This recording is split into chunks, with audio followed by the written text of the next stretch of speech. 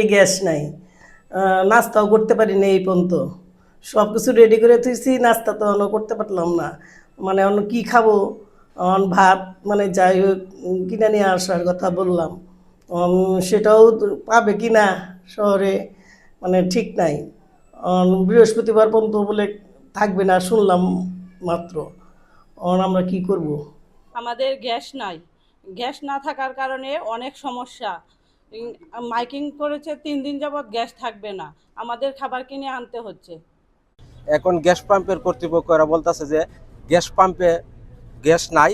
এখন কি গ্যাস কোন দিন দিবে, কোন সময় দিবে সেটাও আমরা জানি না। এখন আমাদের ছোটো বাল বাচ্চা আছে, আমরা সেঞ্জে চালাই, আমরা রুজি করে নিয়ে গেলে ওরা খায়, কিন্তু এখন আমরা এইভাবে যদি বসে থাকি আমরা কিভাবে চলবো?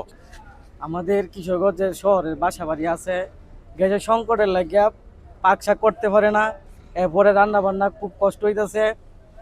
এরপরে পাম্পের অবস্থা দেন, পাম্পে গ্যাস সংকটের লাগিয়া ড্রাইভাররা সকাল 8টার থেকে এ পর্যন্ত পড়ে রয়েছে। গ্যাসের কোনো দিব কোন সময় এটা কেউ কইতাছে না।